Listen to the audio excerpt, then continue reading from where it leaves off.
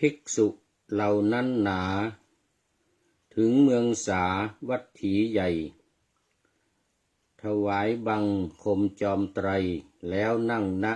ที่สบายอันพระศาสดาตรัสถามว่าท่านทั้งหลายพวกเธอพอทนได้หรอกหรือว่าพวกเธอยังอัตภาพให้เป็นไปได้หรอกหรือพวกเธอทั้งหลายไม่ลำบากจังด้วยอาหารหรืออย่างไรภิกษุทั้งหลายทราบจึงได้กราบทูลตอบไปว่าพออดทนได้ยังอัตภาพให้เป็นไปได้พระเจ้าข้าบิณฑบาตไม่ลำเค็ญอุบาสิกาเป็นผู้รู้จิตของพวกตนเมื่อพวกข้าพระองค์ประสงค์อาหารสุคนแม่ก็จะขวายขนถวายตามที่คิดปองพวกภิก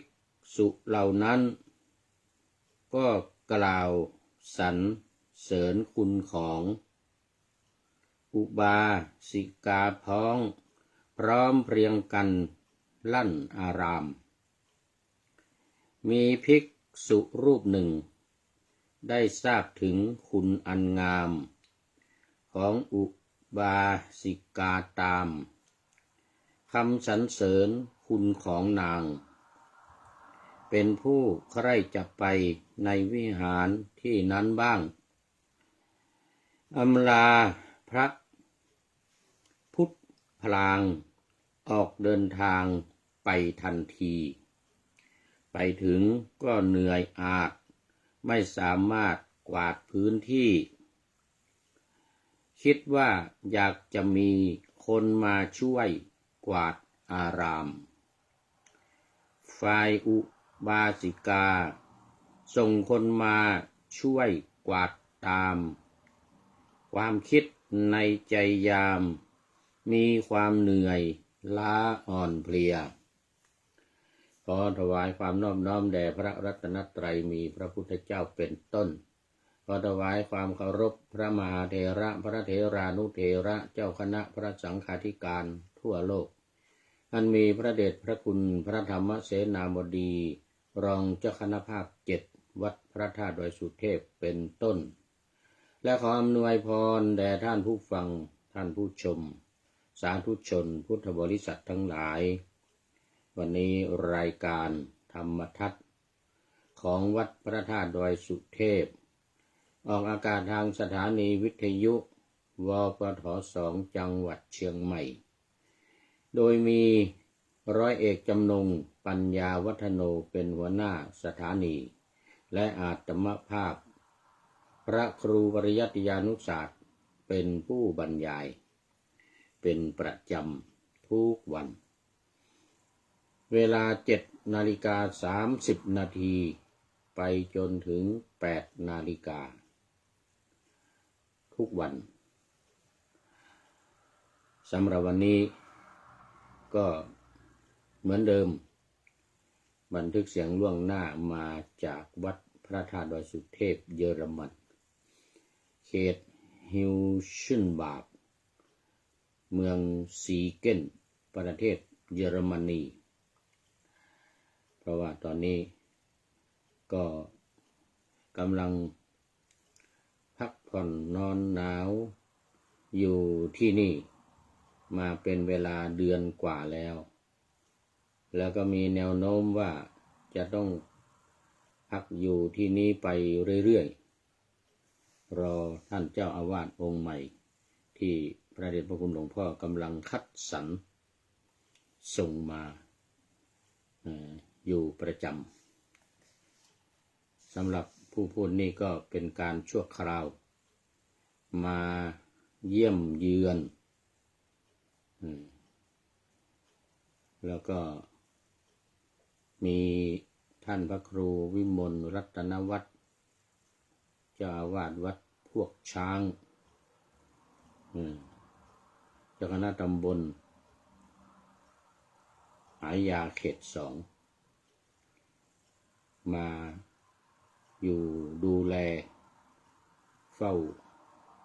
รักษาดำเนินกิจการงานต่างๆของวัด ก็เลยอยู่กัน2 รูปแต่วันที่1นี่ที่จะถึงนี่ก็1 เมษายนท่านพระครูก็จะต้องเดินทางกลับเพราะหมดวีซ่าแล้ว ก็จะเหลือแต่ผู้พูดนี่อยู่รูปเดียวดำเนินกิจกรรมกิจการงานต่างๆของทางวัดก็ไม่มีอะไรมากนำปฏิบัติญาติโยมที่มาปฏิบัติธรรมกรรมฐานในวันอาทิตย์ที่2ของเดือนทุกๆวันอาทิตย์ที่2ของเดือน แล้วก็มีกิจกรรมอะไรต่างๆเกี่ยวกับงานประเพณีหรืออย่างวันอาสาฬหบูชาที่ผ่านมาเดือนที่แล้วแล้วก็ต่อไปนี้เดือนเมษายนนี้ก็จะมีกิจกรรมจัดงานลอยกระทงตาม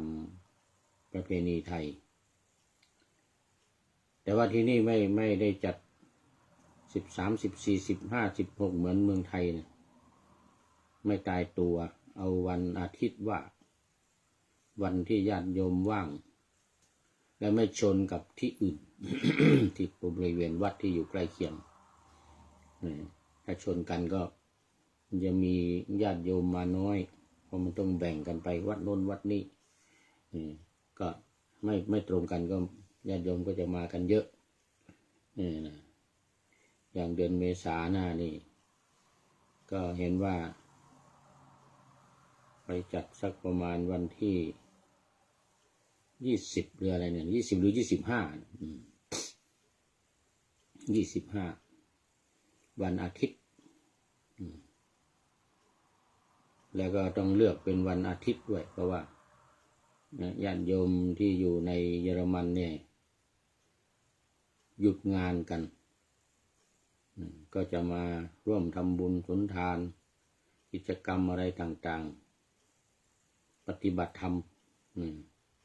กรรมฐานมานอน1 คืน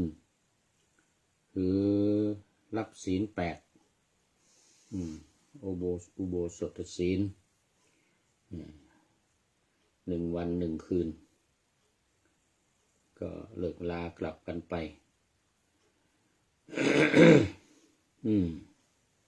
ก็เป็นกิจกรรมประจำแล้วก็จะมีงานในวันวิสาขบูชาในเดือนเมษาแล้วก็พฤษภาจากนั้นเดือนมิถุนาก็จะมีงานทำบุญฉลองวัดครบรอบปีของวัดประจำปี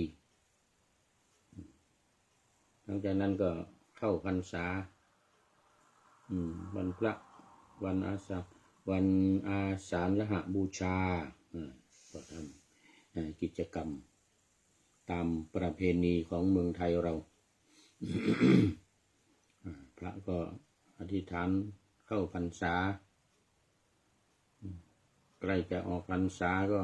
ถวายผ้าอาบน้ำฝนออกพรรษาไปแล้วก็ถวายผ้ากฐินก็วนเวียนกันไปอย่างนี้ตามนักขัตฤกษ์ตามวันสำคัญทางพระพุทธศาสนา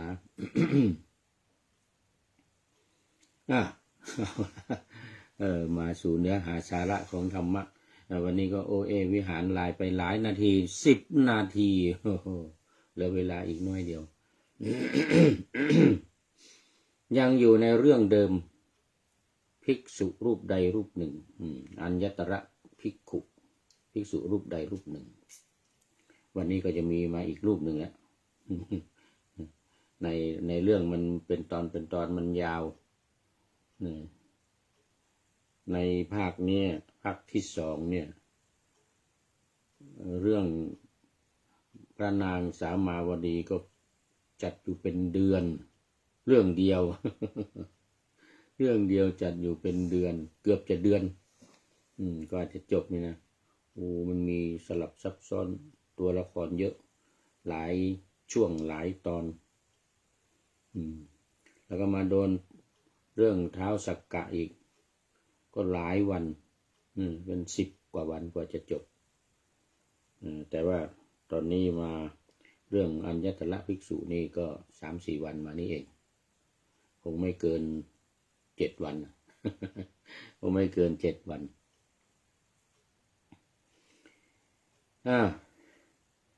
เมื่อวันก่อนก็เล่ามาถึงตอนที่พระ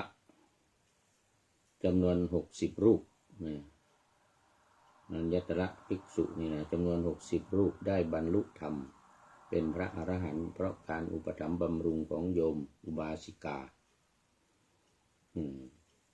เสร็จแล้วก็อำลาออกพรรษาลาพระไปเฝ้าพระพุทธเจ้าก็ลาโยมไปถึงเมืองสาวัตถีวันนี้เราจะมาต่อหลังจากถึงเมืองสาวัตถีแล้วจะเกิดอะไรขึ้นดังที่ปานาธรรมาสไว้ว่า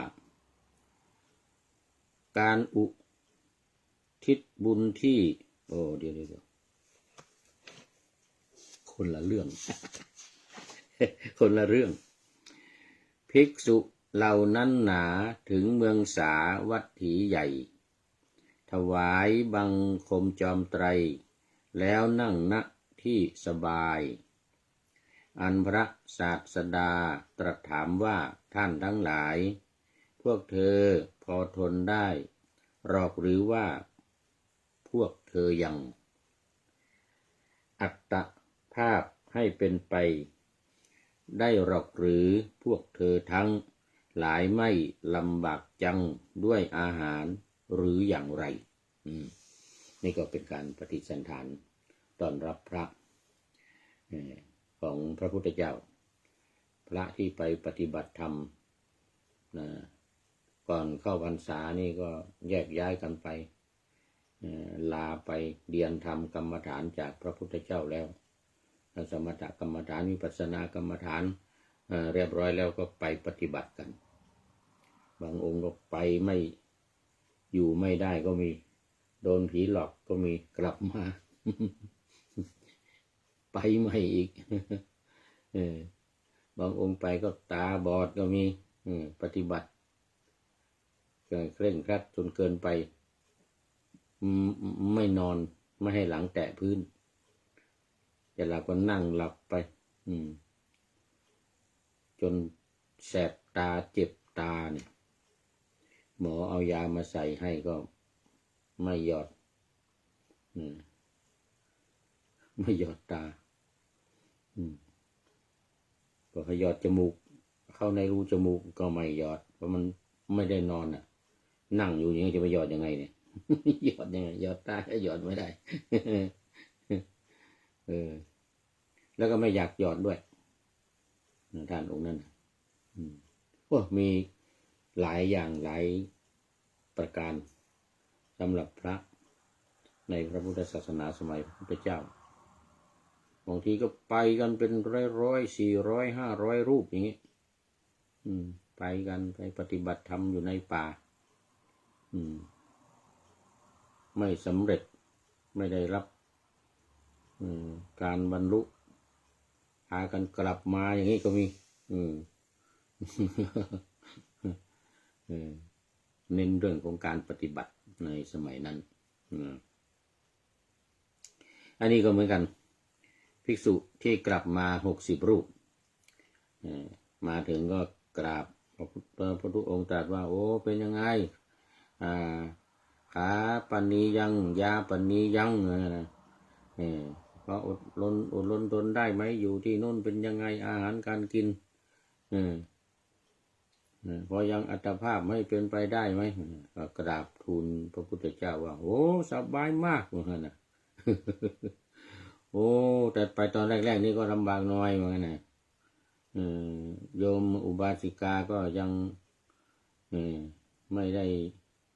อุปถัมภ์บำรุงเต็มที่เหมือนกันนะพอต่อมาก็โอ้กินไม่หมดไม่หวาดไม่ไหวเลยเหมือนกันนะจะต้องการกินอะไรโยมอุบาสิกาก็รู้ใจอีกคิดอะไรเอามาให้หมดเหมือนกันนะโอ้คิดข้าวได้ข้าวคิดน้ำได้น้ำคิดของหวานได้ของหวานคิดอาหารได้อาหารหวานข้าวว่าอย่างนั้นนะอุดมสมบูรณ์ก็เลยได้บรรลุธรรมกันกราบทูลพระองค์ว่าอุบาสิกาเนี่ยโอ้โหเก่งนะเก่งตอนแรกก็ไม่รู้เห็นพวกข้าพระองค์ปฏิบัติสมณธรรมนี่ก็มาถามอย่างนั้นอย่างนี้อธิบายให้ฟังแล้วก็ขอไปด้วยว่างั้นขอกรรมฐานไป อาการ32ขออาการ32ไปพิจารณาตั้งความสิ้นไปความเสื่อมไปในร่างกายว่างั้นนะบรรลุเป็นพระโสดาบันก่อนพวกข้าพระองค์ว่างั้นนะก่อนพวกข้าพระองค์บรรลุเป็นโสดาบันแล้วก็ได้ปฏิสัมภิทาหูทิพตาทิพอะไรโอ้โหเห็นหมดเหมือนกันนะพระสงฆ์อยู่ในวัดทำอะไรกันบ้างปฏิบัติธรรมหรือนั่งพูดคุยกันหรือทำอะไรนี่โอ้โหเห็นหมดเหมือนกันนะเห็นหมดสุดยอดเลยเหมือนกันนะเราต้องการอยากจะได้อะไรนะเพียงแค่คิด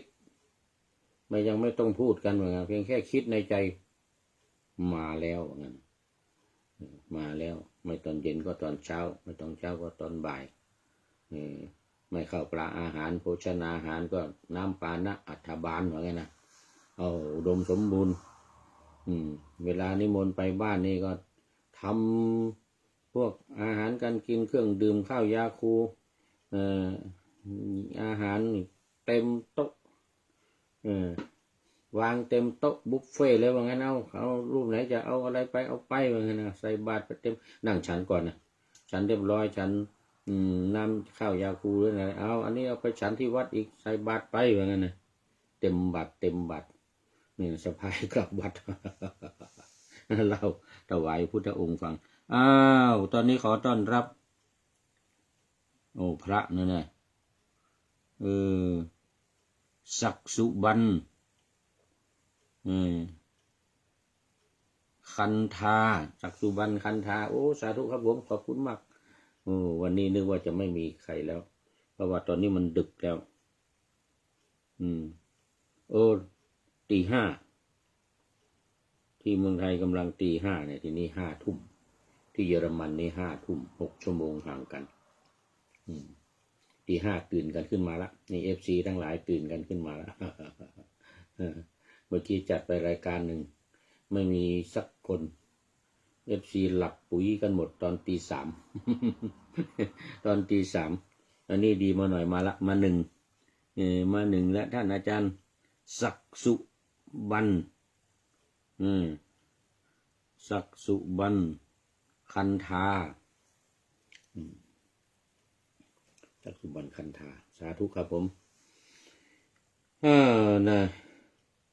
พอพระพุทธองค์ทรงทราบภิกษุทั้งหลายนี่ก็พากันกราบทูลพระพุทธองค์แล้วก็สรรเสริญเยินยอคุณของอุบาสิกากันใหญ่เลยเสียงดังลั่นอารามนี่ก็มีภิกษุอีกรูปหนึ่งนะมีภิกษุอีกรูปหนึ่งก็โอ้โหขนาดนั้นเลยนะเอาบ้างเราเอาบ้างเราไปบ้างรับกรรมฐานจากพระพุทธเจ้าเรียบร้อยแล้วก็อำลาพระพุทธเจ้าบอกว่าเรากระหม่อมอยากจะไปที่โน้นเหมือนกัน ไอ้ที่เขาเล่าลือกันดังลั่นนะเนี่ยมันจะเป็นยังไงจริงหรือเปล่าเนี่ยพวกนี้โม้หรือเปล่าว่างั้นน่ะ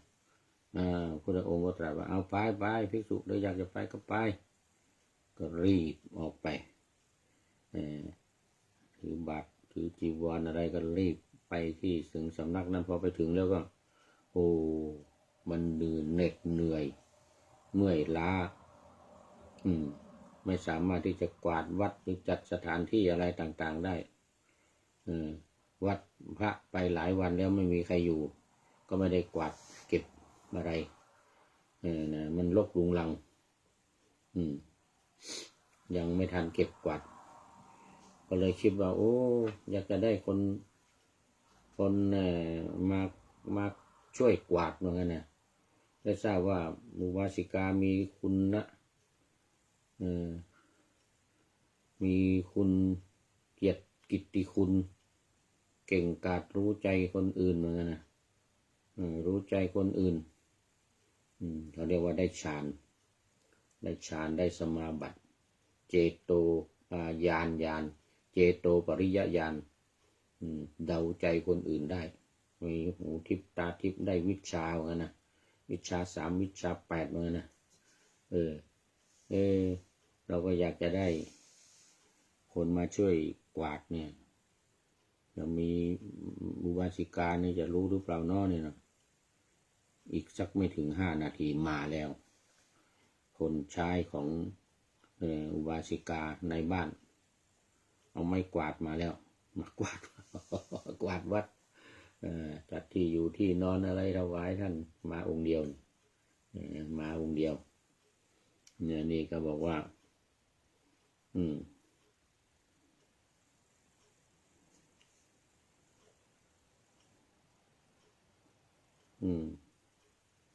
บอกว่าวาสิกานั่งในเรือนนั่นเองรำพึงว่าทราบความนั้นแล้วจึงส่งคนไปด้วยคำว่าเจ้าจงไปชำระวิหารกวาดให้เรียบร้อยแล้วกลับมาเหมือนกันนะฝ่ายภิกษุนี้ก็อยากจะดื่มน้ำอีกแล้วทีนี้จึงคิดว่าจะไหนเนาะอุบาสิกานี้จะพึงนำน้ำดื่มละลายน้ำตาลกรวดส่งมาให้แก่เราเจาะจงด้วยว่าน้ำตาลกรวดต้องละลายน้ำตาลกรวดด้วยอุบาสิกาก็จัดส่งน้ำปานะละลายน้ำอ้อยไปให้เหมือนที่คิดเลยเหมือนที่อยากได้ แล้วก็คิดอีกว่าอุบาสิกาเนี่ยจะส่งข้าวยาคูนะจงส่งข้าวยาคูมีรสสนิทมานะและแกงอ่อมมาเพื่อเราเหมือนกันนะอ่อมหมูอ่อมควายไม่รู้นะในวันพรุ่งนี้แต่เช้าตรู่เถิดคิดในใจอุบาสิกาก็ได้ทำอย่างนั้นสุดยอดเลย สุดยอดภิกษุนั้นดื่มข้าวยาคูแล้วคิดว่าฉะนั้นเนาะอุบาสิกาพึงส่งของขบเคี้ยวอย่างนี้มาให้เราอุบาสิกาเนี่ยก็ได้ส่งของเคี้ยวขนมท็อฟฟี่อะไรต่างๆเอาไปให้เคี้ยวให้กินตามที่คิดไว้ทุกอย่างเธอคิดว่าอุบาสิกานี้ส่งวัตถุที่เราคิดแล้วทุกสิ่งมาให้ตลอดเลยนะเราอยากจะพบอุบาสิกานั้นฉะนั้นเนาะนางพึงให้คนถือโภชนะมีรสเลิศต่างๆอร่อยเพื่อเรามาด้วยตนเองทีเดียวนะอุบาสิกาคิดว่าภิกษุผู้บุตรของเราประสงค์จะเห็นเราหวังการไปของเราอยู่ดังนี้แล้วจึงให้คนถือโภชนะไปสู่วิหารได้ถวายแก่ภิกษุนั้นก็ทำภัตตกิจเรียบร้อยแล้วถามว่ามหาอุบาสิกานี่มหาแล้วไม่ใช่อุบาสิกาธรรมดาเป็นมหานะท่านหรือชื่อว่ามาติกะมาตาเหมือนกันนะอุบาสิกาก็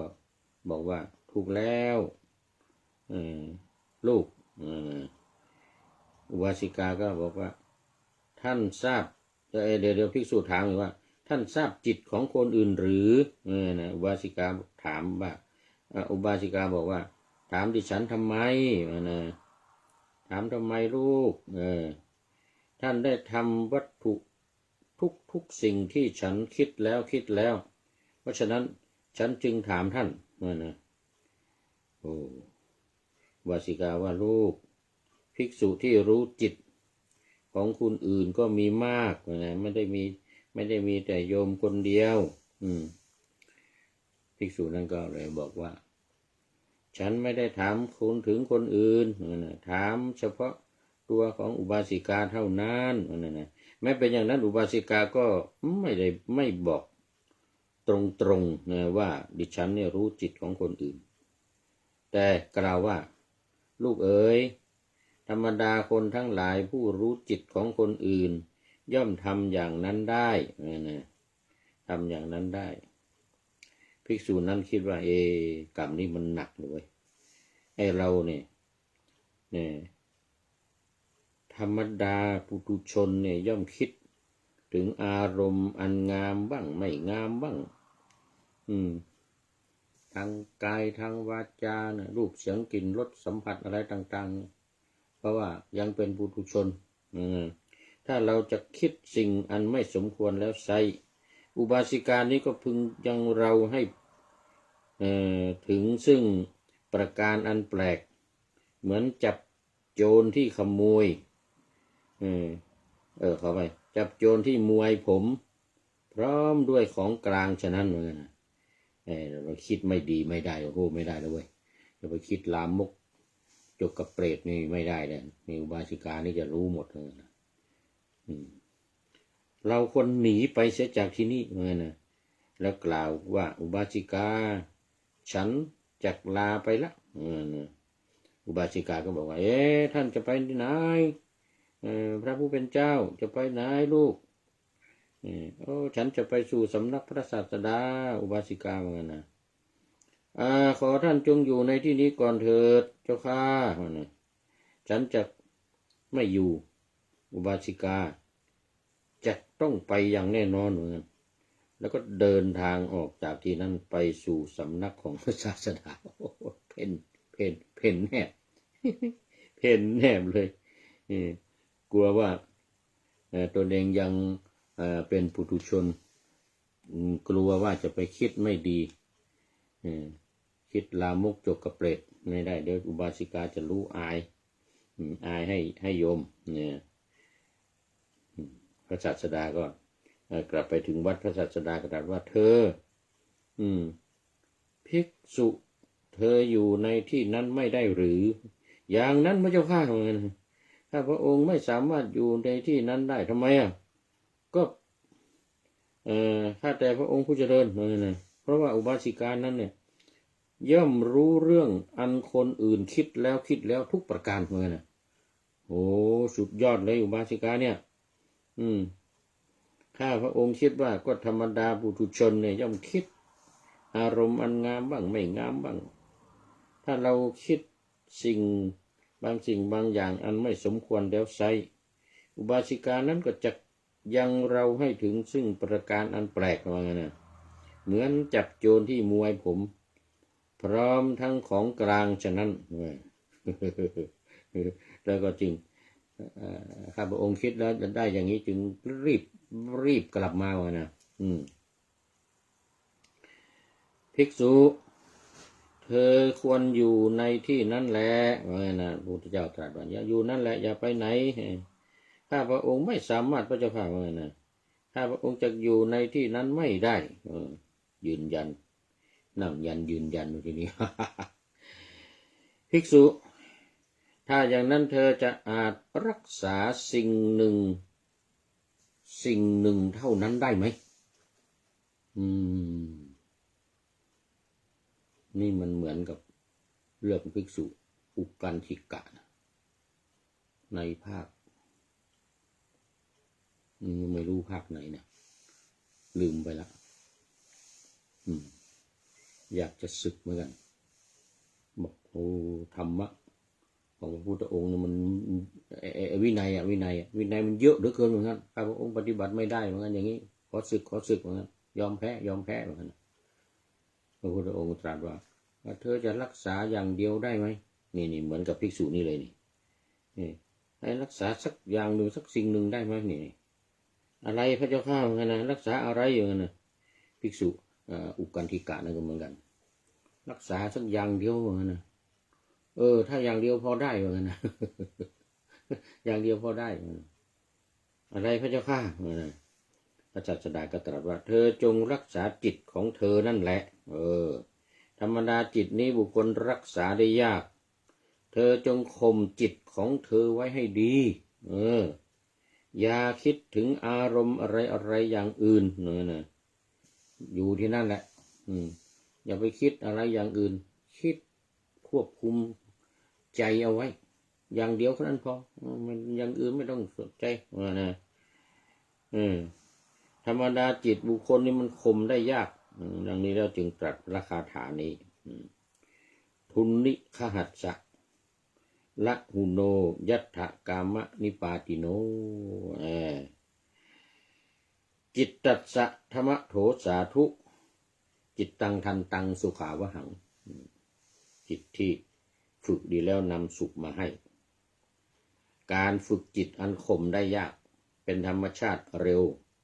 มักตกไปในอารมณ์ตามความใคร่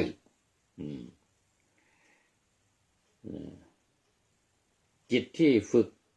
แล้วเพราะว่าจิตที่ฝึกแล้วย่อมเป็นเหตุนำสุขมาให้นะจิตตังทันตังสุขาวหังนี่นะจำได้บาทเดียวอีก3 บาทจำไม่ได้ทุนนิคหัสสะละหุโนทุนนิคหัสสะละหุโนยัตถกามะนิปาติโนจิตตัสสะสมะโถสาธุนะฝึกจิตรักษาจิตอย่างเดียวฝึกจิตนะเพราะว่าจิตที่รักษาดีแล้วนี่จะนำความสุขมาให้ดูไปดูมาเกินเวลาแล้ว เกินเวลาต้องขออภัยตกลงว่า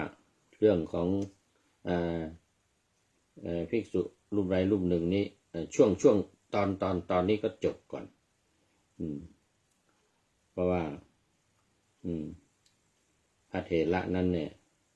ได้โภชนาหารอันดีสบายนะกลับไปอยู่ที่โยมนะโยมก็อุปถัมภ์อุปถากอาหารวันดีสบายก็ได้บรรลุพระอรหันต์เลยไปรักษาจิตอย่างเดียวนี่ได้บรรลุเป็นพระอรหันต์เลยนะแล้ววันนี้หมดเวลาจะต้องขอนำรายการไปก่อนเดี๋ยวฟังกันใหม่อีกต่อไปมันยังมีตอนอีกหลายตอนขอนำรายการธรรมะทัดไปก่อนแล้วจะย้อนมาใหม่ในวันหลังเพื่อให้ท่านทั้งหลายได้รับฟังพระธรรมเทศนังเหมือนดังเดิมเป็นธรรมะในพระไตรปิฎก3ธรรมบทอันงดงามบรรยายเสริมอธิบายใจความเหมาะมาต่อเติมยกนิทานดั้งเดิมเสริมบทธรรมขอทุกท่านสุขกายสบายใจปรารถนาสิ่งใดอันเลิศล้ำจงเพิ่มพูนตามบุญงามและตามกรรมที่ได้บำเพ็ญไว้ทุกประการพอดีคุณโยมทิพวรรณสินธุวงศ์เข้ามา สุดท้ายพอดีหมดเวลาโมทนาเป็นอย่างยิ่งเข้าสู่เส้นชัยของรายการในวันนี้ขอเจริญพร